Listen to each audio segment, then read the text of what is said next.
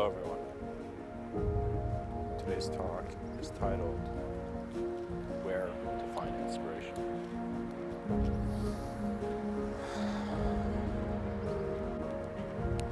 Man finds inspiration where he allows creation to take place. What that means is that as a self-aware being here, you are working in many different projections, many different senses of yourself in space and time. So what that means is you are in this sense of space and time, and within it you have so many senses of space and time because you have memory. And this memory is your attention to that which is in your subtler plane, that which is in your thought, that which is subjective. So we are a subjective experience, but we're also simultaneously an objective experience. And what does that suggest when an object is being observed subjectively? It means that the observer and the object were never in the same place, so they never existed, or they existed simultaneously.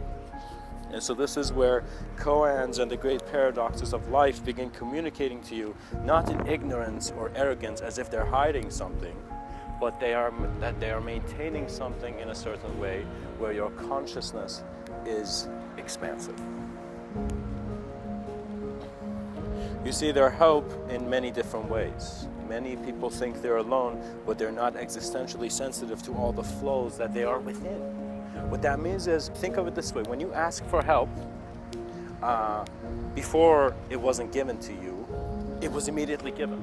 That was the concept of a help. You asked for help and help came. So visualize now that help is just a relationship of idea which is coming from an objective image.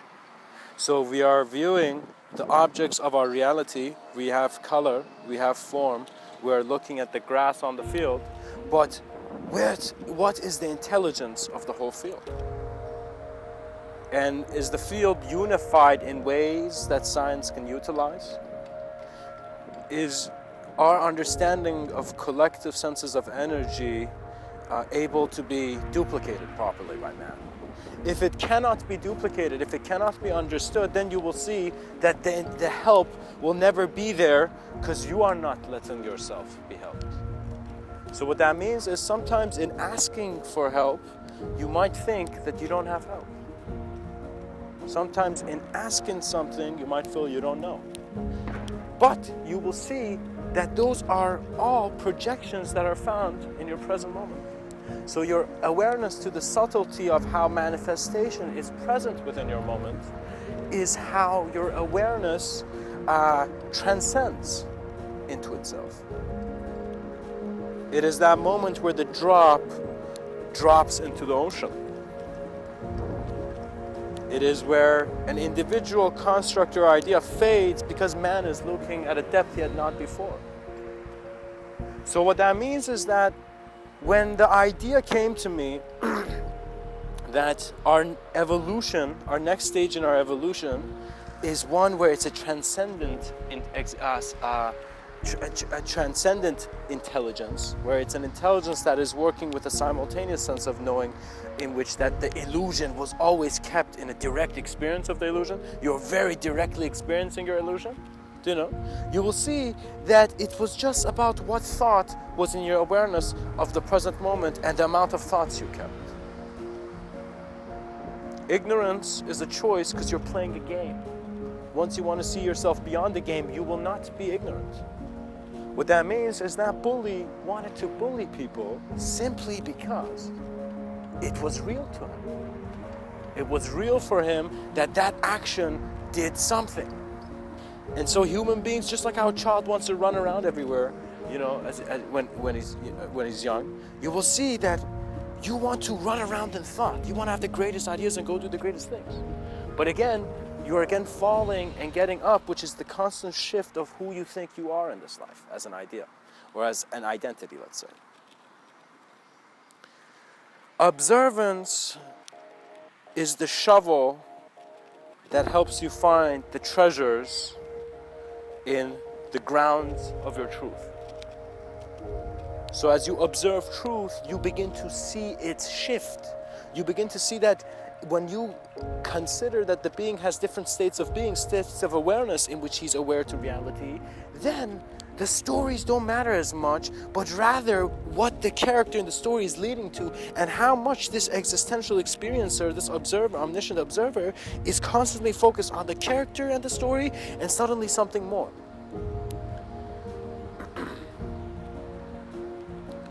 We must observe our self-communication and give out our greatest works on it. Every human being should write something profound about their life.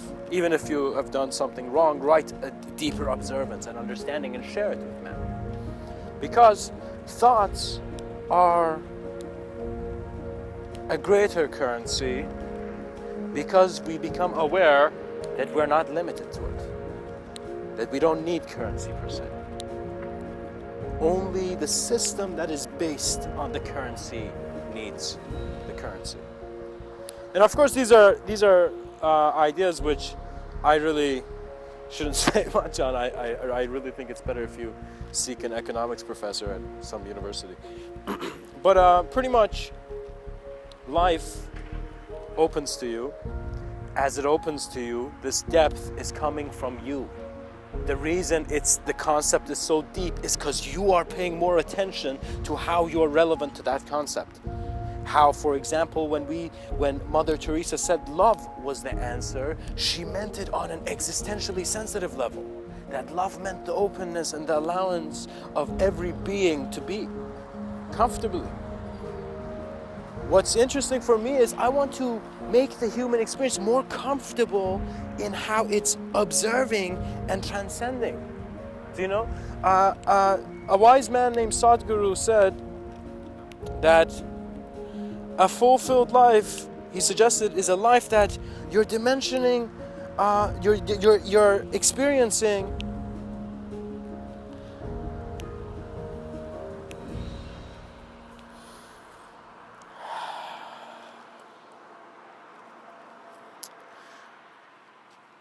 the fullness of life by seeing the full angle, by having all experiences. What that means is, what that kind of sparked in Mr. Within's mind is that you need to suddenly become aware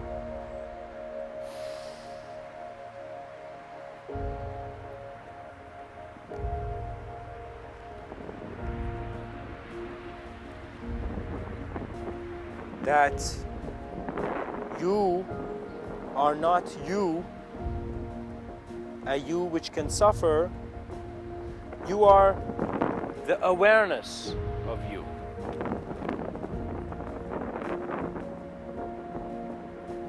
As you fully experience life in its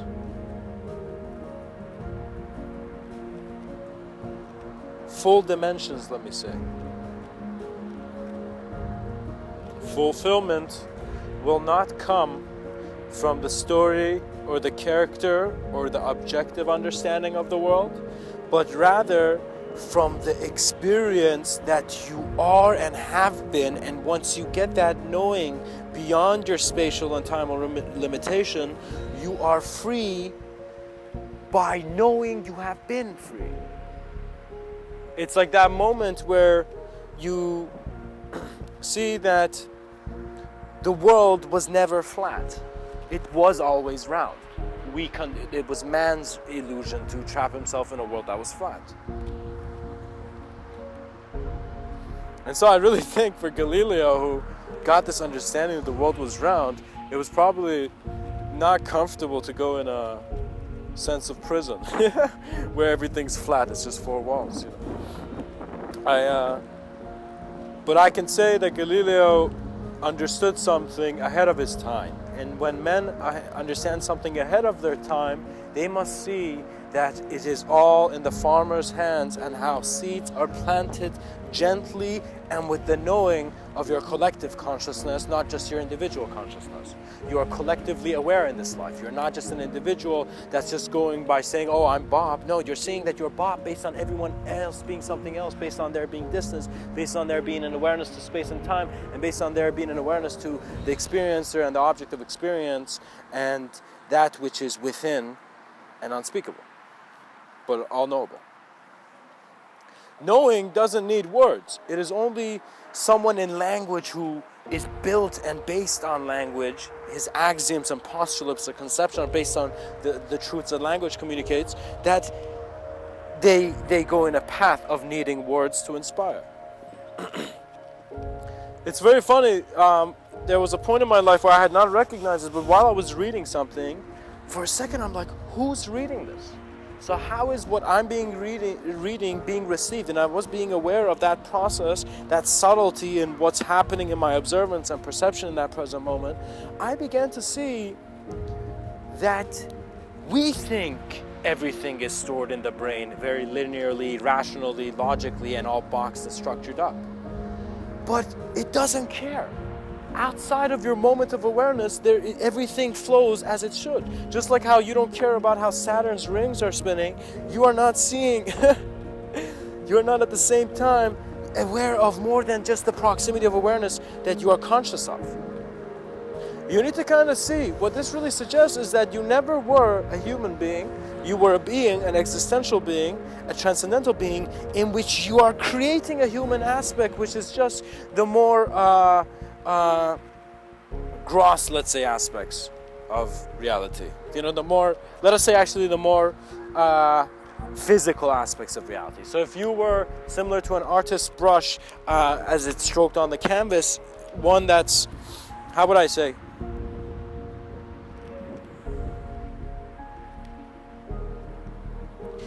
one that has on some parts of that art, on some part of that paint on that canvas, it's lighter, and some part of it is darker. You begin to see that life has different dimensions. You know, with certain people you feel like a certain being, and in certain moments you feel like a different being. In every moment you are getting an experience of your being, but the ideas are changing. It's as if you're in a river of ideas and you're just choosing which flow to go into.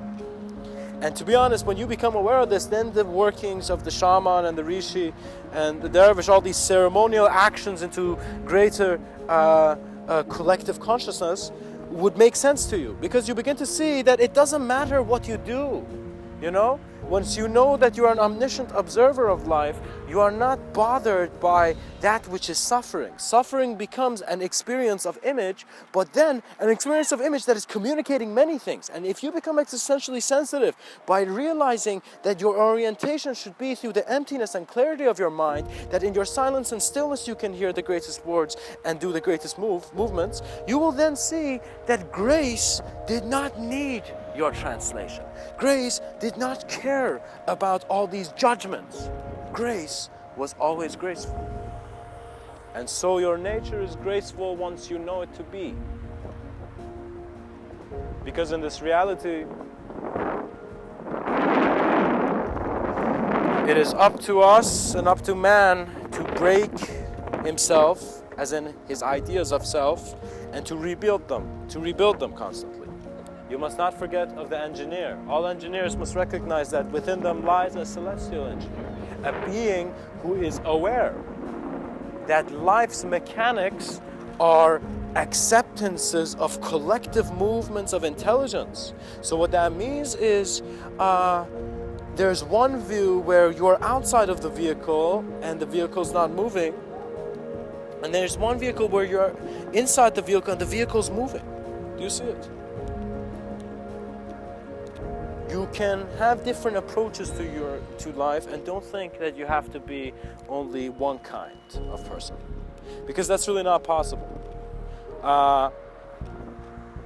You must realize that society and culture and social, let's say, function is at a point where the system is not perfected. So human communication is not perfect now, and that's why we obviously have wars. But we begin to see that in its awareness, it's as if as we stop trying to bring world peace as an object, but try to bring a peaceful experience within human beings, you will see you are not trying to do anything, because the world you're in does not need any trying. It is just expressed as it is. In your clarity, you will see there is no self to know something, understand something, be anything. because you are getting a more direct experiential experience of the observance of that self. Think of those silent moments where a mantra was said and after you just sat and listened. Think of that silent moment where you are in nature walking alone and you begin to see some graceful experiences. You begin to see animals very gracefully communicating around you. You begin to see that nature is alive, and every living thing that you have acknowledged in this life has just been the eye of the spirit of nature looking at you. It's as if life has always been playing with you, and your intelligence was how playful you are to work with the expression that you are, to let life flow. Change is a reality more than the lack of change. Desires of a temporal way, where many yogis and mystics suggested, I believe this is of course Mr. Within's interpretation, but as I see, our limitation is put by us, and it's put by us for a reason.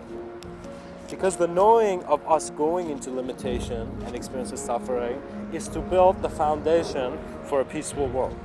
We may think right now we are destroying the world, destroying the planet, but no, if you look at it as consciousness, you begin to see that it is just getting into a more exciting creation. It's as if when the whole planet, when the whole species begins acknowledging the planet as if we are all found within the same moment of conception, where we're all playfully one imagination, one great mind, we will then see that collective knowing and consciousness will be our greater vision, which is extraterrestrial in nature, which is beyond space and time. It is very profound, guys. This is very crazy. It's as if the Mayans acknowledge time in two different ways. There's the calendar, which we normally use, and there's also another sense of time which is different. And I want to talk about that other sense of time because it's an experience of everything in your moment. It's as if for a second you become the observance of your whole moment of just being manifest, being existent in this world. As you become aware of this, you are suddenly seeing the unique design of your structure, how you're placed in the day, how you're placed in your vision, how you're placed in form, the family you were brought up into, the experiences you've had, the ideas you have. It's as if all of these are just as unique as an exotic plant, which many people are dying to save, but realizing that they are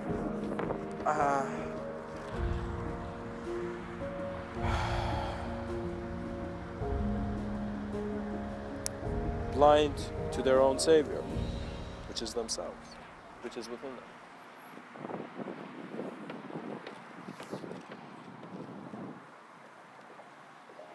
Causality suggests many complex matrices of how reality could be created. It's that beginning axiom of cause and effect which really clouds the mind, and if we can build conscious bridges in which our judgments are not just judged in their temporal objective view, but we are aware of the experiencer, we will just establish and make our technologies much faster. So what that means is, let's visualize it like this. Let's say Earth is a playground you've never been on, and suddenly, pop, you've just come into conception. You exist and you're perceiving the world. When you perceive, if you perceive the human species, you would see that, all right, where it is right now, it can either go to one end and seeing how advanced human communication is by its own idea, as if like we as mankind making the world a better place, we could go see the end of that road, or we can see the end of mankind never having to just be man, and existence and experience being the presence of the moment. As if before our own interpretation, life had a voice. Before our own individual conception, even our individual physical conception, we were the voice of all life, let us say. Our ears basked in the lights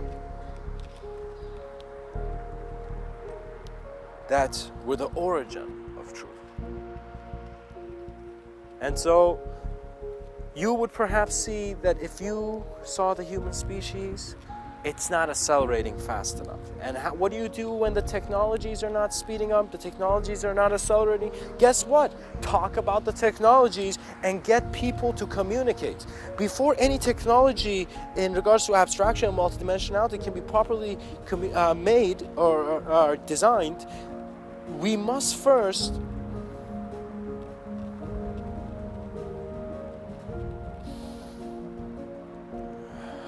look at human communication and clear that up. Literally bring a clarity in the individual experience. A part of you is an individual experiencer, guys, and if you believe you have a body and right now you're listening to this talk, it's because you're having an objective experience. And this is not that this is not you. This is you. Acknowledge this is you.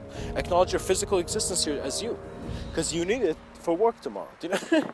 Now acknowledge it, but then see that just like how you acknowledged and allowed yourself to see that you exist in such a way, you also have the ability to see your existence in different states of mind. For example, that dream state, that crazy dream you had is simply a state of just brain chemistry, do you know? On some level. So you can see how you are a being who is just aware of a moment where different simultaneous ideas and impressions of your world are kept. So when I realized that there's a simultaneous nature within the present moment, is as if, okay, now that we've understood we all need to be here and now we need to work with it. Now we need to see what is the most advanced communication that will spark from man's vision.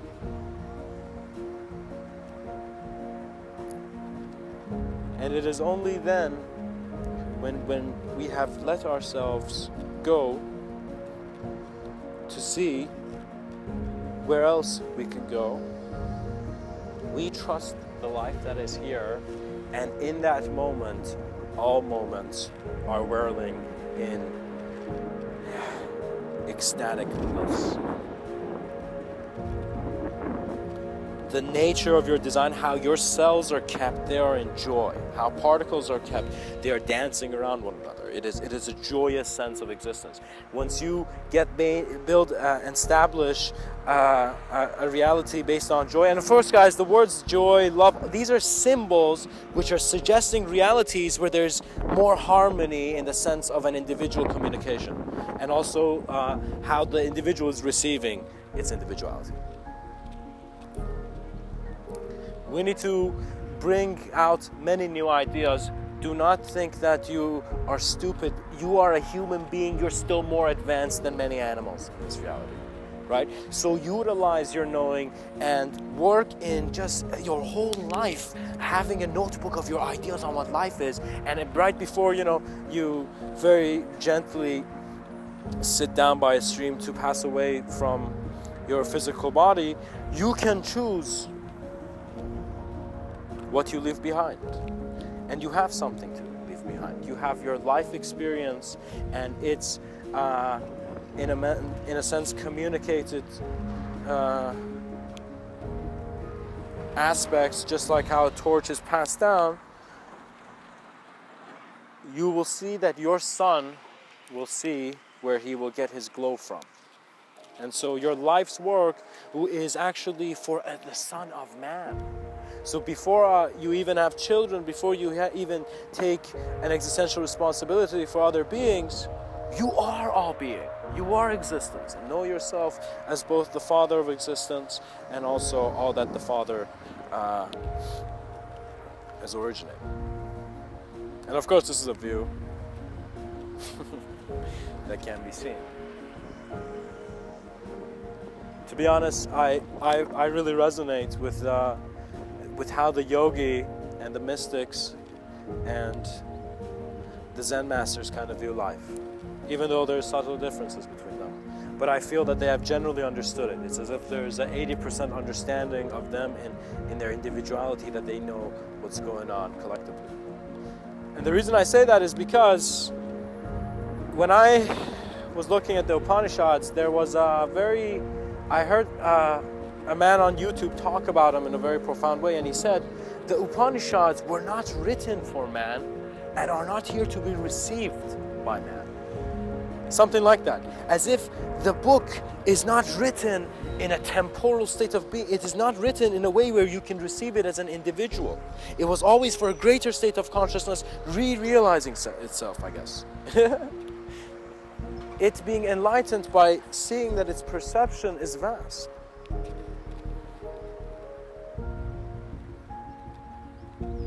And there is the greatest celebration of your life.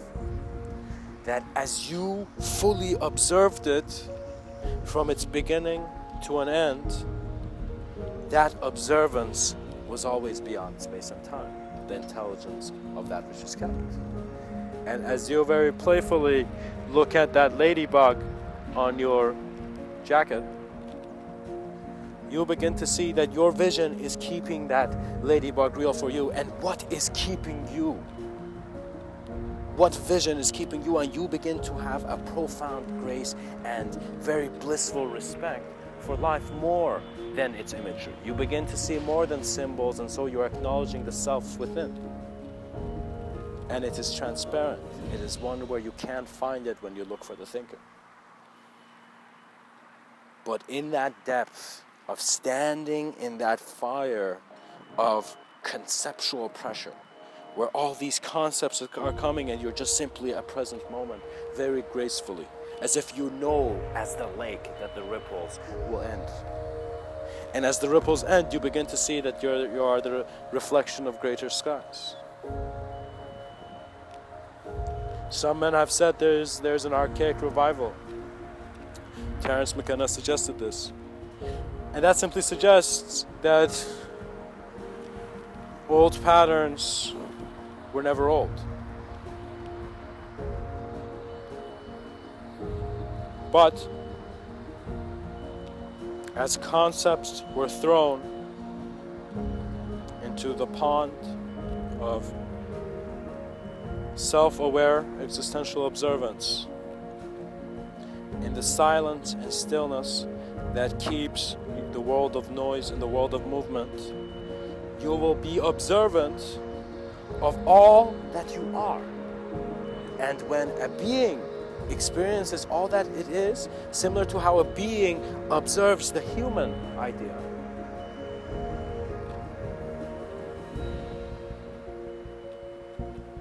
the human being was first a being before it was human. You were a great view before this view began to be a very focused, individualized aspect of reality for you. And so how you walk into omniscience is your awareness of how life takes care of itself. And just as Bill Hicks said, it's just a ride. Your trust in life is that all the intelligence that you have or can be or had is all simultaneously present. The Upanishads suggest that man's intelligence from an individual form of consciousness and an awareness of suddenly that collective can dissolve beyond the need for an external and internal world. And in that there is exploration as life force. Not as something that's forcing itself through life and then at the end it's going to break.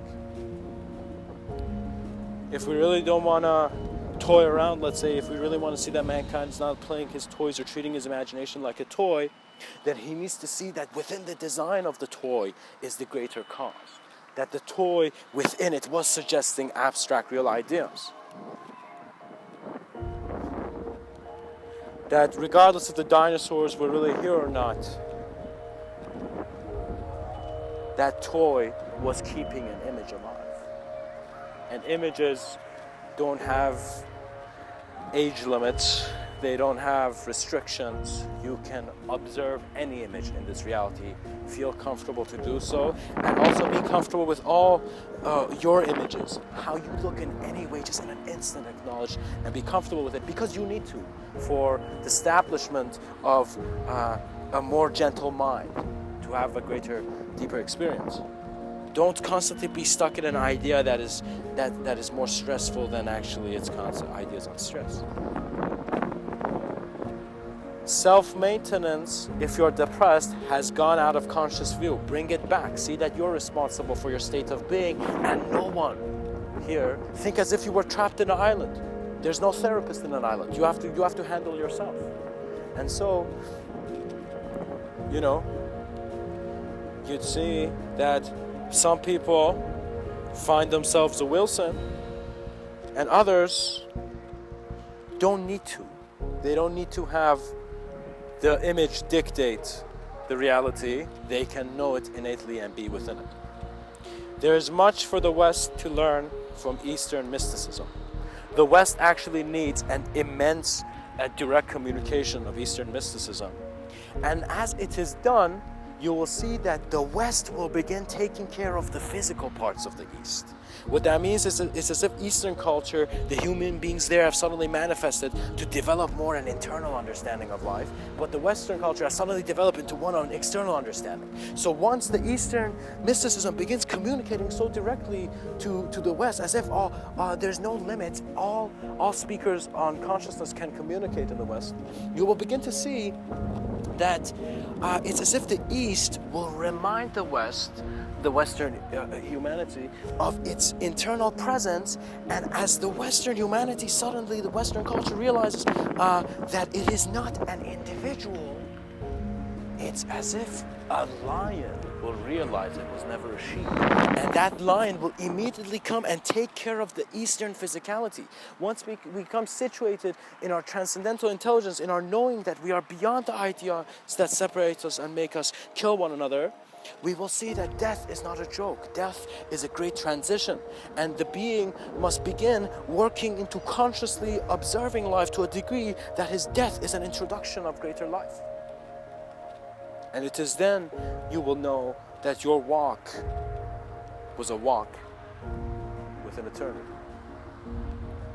It was an unspeakable eternity. An eternity that did not have a shape, but you knew it as much as you knew your house. So don't be bothered by communication too much, guys. Your truths are here for you. They're true for you. So they're here for your experience. And don't let your truths be pushed aside, because you can have conversations with people in where they might understand what you're saying, but a lot of the times they will never understand it like the way you were conditioned to and with the whole views of your memory.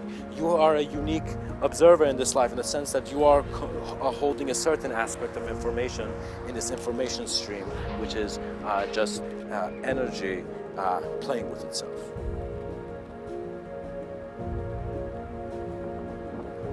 The grace of nature does not mean that there's no chaos in that grace.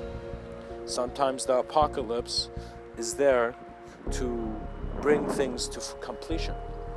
But an apocalypse is just an idea, because the actual apocalypse you would not know when death comes. Because that knowing is of a different focus, just like how we can focus differently in different camera lenses. You may suddenly get a different idea. You know, it's as if like if I was focusing a camera, a very legitimate camera on a ladybug, I would see that I could zoom in and out in so many ways. And it's as if suddenly, as I zoom out from one view, suddenly the whole nature of reality has just changed, but it's still the same picture. Do you get it? It's as if the camera was suggesting transcendental technology. And so in knowing absolutely what you are, you will begin to see that the absolute nature is what is there. It's like the minute you asked, you did receive. It's just, it took you a while to see, oh gosh, oh, I received it. Oh man, if I only knew I'd received it then. You know, you receive instantaneously, because there's an aspect of your intelligence that is instantaneously being aware of conception. But an aspect of you, which is the physical externality, is, there's a bit more to that. It's as if, it's your creation which you're also having an experience of, you know? It's like man did not just get the creation idea from religious texts and prophets, you know? It's just the idea of creation was just what man saw as he created something in life. He just immediately, the minute he just made a sandwich, he saw creation taking place. He saw different worlds come together, you know, and a new hunger being found. So pretty much what I'm saying here is that you must acknowledge things in their right place. And if you do, you would not be bothered by the concepts of God, religion, or any idea. You will fall in love with any idea that is found in your awareness, because you're taking it into the study of being aware of how you are receiving things. How are you approaching all objects of your observance?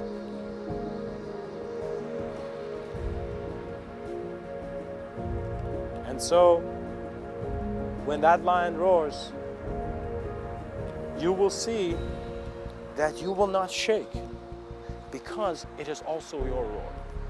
When you are working within a greater sense of integrative intelligence in how your every step is the step of the cosmos, you will begin to see that the fruits of meditation was to move beyond objective thinking, which was just one way of seeing the world. And as we move beyond that, we found the ability to be present in many different abstracts and different planes of shape and form. Do you know, it's like the whole argument is that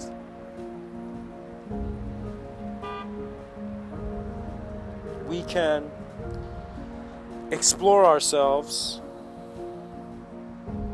as physical bodies, or we can explore ourselves as the consciousness that is just an awareness within the movement, within the moment, aware of the change that is happening.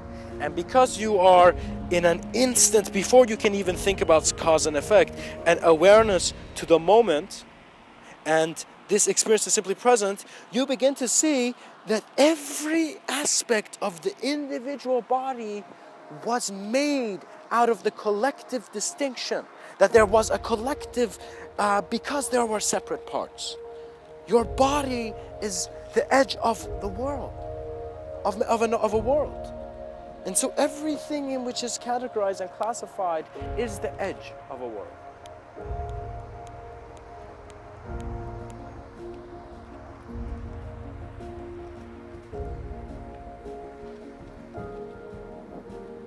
For some men are so gentle that they renounce life to then give themselves to the devotion which becomes the natural flow of how they run. And it doesn't really mean that they will become very gentle people, it's just that their trust in life is a gentle one and a graceful one.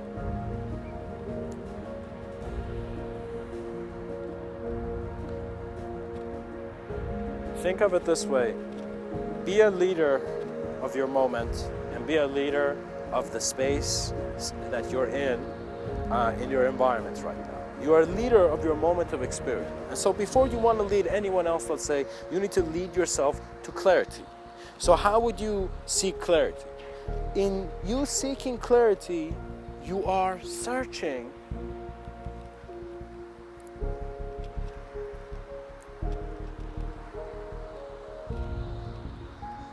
for the untouchable. You're searching for the unspeakable. You're searching for the unknown.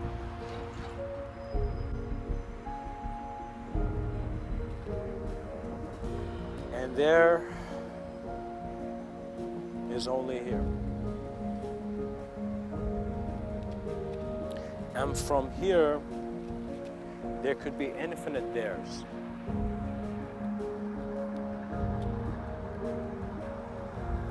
And if you really got the answer to your questions, to your deepest questions, you would see that you have always been yourself. And that is a simple way of saying that existence exists as it is. This existential intelligence, how your body is working, how your heart, the rhythm of your heart, all this is not being done by the thought of you. It is being maintained in the intelligence that is present. We are in a cosmic intelligence field in which this is a plane of manifestation now. And so multidimensionality is the priority. It's the need for the species to immediately accept its multidimensional nature so that it creates the exploration for it. And it is not nonsense. What is this? We are an evolving species. Who is to tell us what is right and wrong? We don't know yet. We must explore through our most authentic, honest, and sincere expression in this cosmos. And as we do, in our silence, we shall see the cosmic has always spoken. You are the roar of existence, and know yourself